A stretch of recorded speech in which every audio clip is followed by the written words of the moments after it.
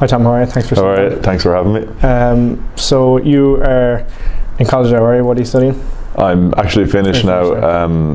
I did 2 degrees during over the last, I'd say, 9 or 10 years. I'd say it's taken me to get them done, but I studied a Bachelor's of Science and in Health and Performance Science first, and I did that while I was in the academy in Leinster, and then I kind of always had an interest in physiotherapy, and I suppose that undergrad kind of highlighted that, and after that I went on to study physiotherapy in UCD as well, and I finished that last summer, so I have 2 degrees under my belt now. Okay. How did you find the journey from going from school to college while you were playing rugby?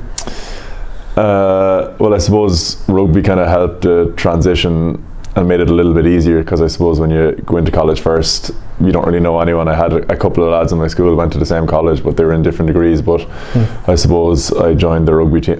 Played rugby at Lansdowne in Dublin, and there was a lot of lads in Lansdowne that were in UCD, so it kind of helped you to make friends and makes you feel a little bit easier. And I suppose I was moving from Carlow to Dublin as well, which was a big change, and obviously a little bit nervous, but I suppose the transition was pretty smooth, and it's probably helped by the fact I was playing rugby. So if there's any advice for young people out there, maybe join some clubs, whether it's sport or music or whatever you're into, kind of join clubs, and it'll help you make friends in college. Yeah, good advice.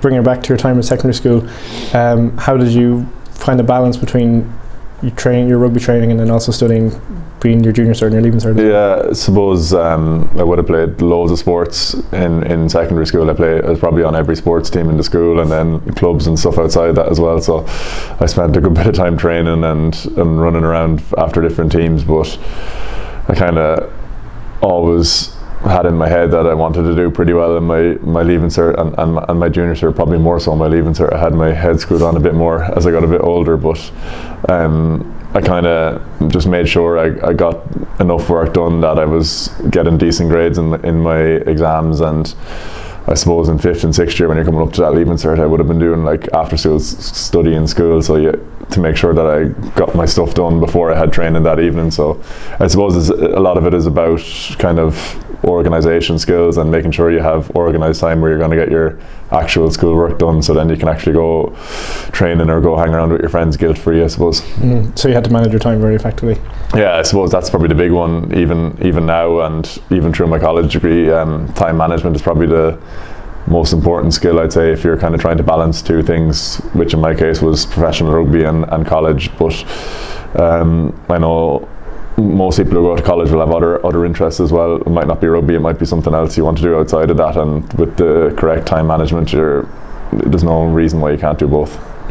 Did you set goals? I imagine for rugby you kind of set goals for yourself. Would you have done the same for your schoolwork and stuff? Yeah, I actually remember in my leaving cert year I had a desk at home where I studied, and I had the exact points I wanted to get on that sheet on each subject, what I thought what I wanted to get in each subject that added up to that points. And weirdly enough, I actually ended up getting them exact points, but the subjects were a little bit different. But I did have goals, and I suppose the last few months coming up to the leaving cert, I worked very hard to achieve that. But as I said, I didn't stop playing rugby, didn't stop playing sports, didn't stop any of that. I was just tried to be as effective as I can with my time, and had like goals and had like timetables in place. And when I was going to study, and it might sound kind of dramatic that I had study timetables, but like I just wanted to make sure that I was getting my whatever 2-3 hours an evening in, so I could continue to play rugby at a decent level.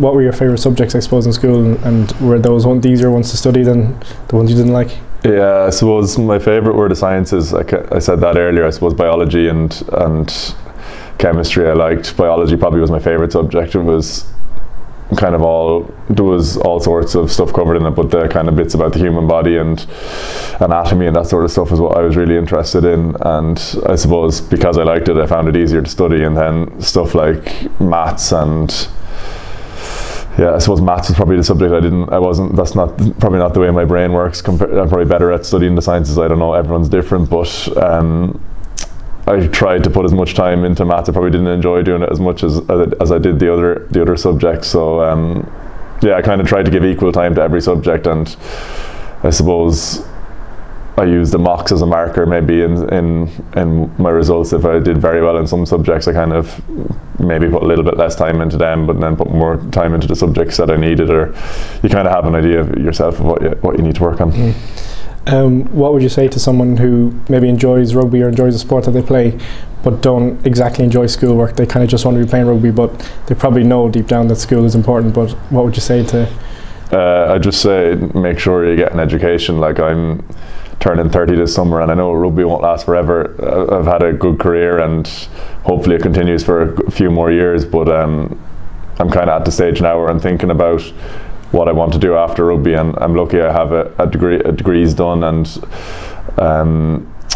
I'm in a decent position to hopefully transfer straight from rugby into a job. But I just say make sure you do the work that you're set up for after rugby. If professional rugby is something you want to pursue, it is a great career. I'm not going to lie, it's been an unreal few years, but there's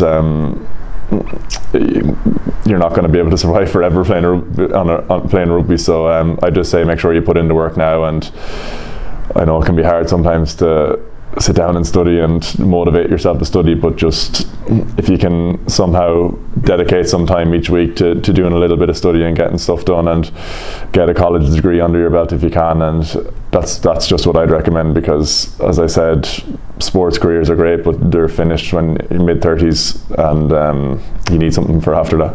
Exactly, yeah. Just in the short term then, the Leaving Cert, Junior Cert obviously coming up in a couple of months' time. What advice would you have to any young adults, I suppose, who are studying for their Leaving Cert, Junior Cert coming up? Yeah, I'd just say kind of the same, put in the work. I'd say the most study I did was in the last month. I'd say a month and a half leading up to the Leaving Cert. I really worked hard then. I did bits throughout the year. I did study throughout the year, I'm not going to lie, but I just put my head down. Like, it's only whatever it is now, 2 months out. Like, you have 8 weeks, you'll get loads done in them 8 weeks. Your best study will be done in the times leading up to the exams, because you'll remember it still. So I just say put the head down now and just work hard. It'll be so worth it when the results come out and you get what you want, or you get close to what you want. So I just say put the head down now, work hard, kind of organise times each evening that you're going to get your study done.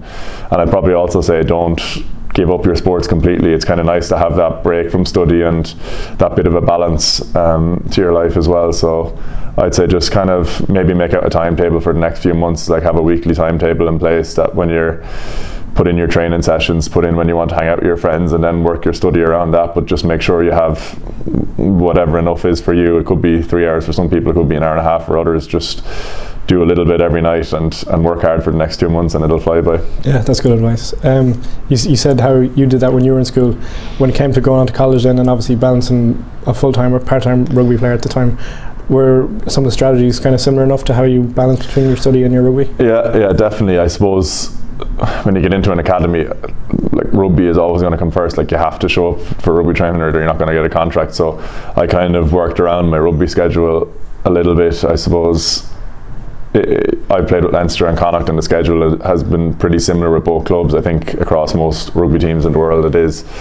So I would have Monday, Tuesday would be very heavy days in rugby, and you're kind of in for long days. You'd be in at 8 in the morning and not done till 4:30, maybe in the afternoon. So I probably would have missed a few lectures in then times, but I tried my best to catch up on the slides, and usually lectures are put up online, so I'd watch them in the evenings. And then Wednesday in rugby life is kind of a down day, and you have time off training, so I use them days to get into college, get to as much lectures as I can, get my study done. I kind of use that day as my college day, and then Thursday again is a big day in rugby, so you might miss a few lectures, but Friday is light again. So you kind of work around your rugby schedule, and when you're not in training, you're probably trying to get a little bit of college work done, and when you're not in college, you're making the most and trying to get your rugby done. So it's kind of just balancing out the two, and then also making sure you have time for a social life. Like, you're in college, you want to enjoy it as well, so like make sure you have time for hanging out with your friends and going on nights out and stuff when you can. But it's just being kind of smart with how you balance your time. And just suppose give people a different perspective. Was it still possible to balance your study when you were playing sevens for Ireland as well, with the added travel on your travel weeks and stuff?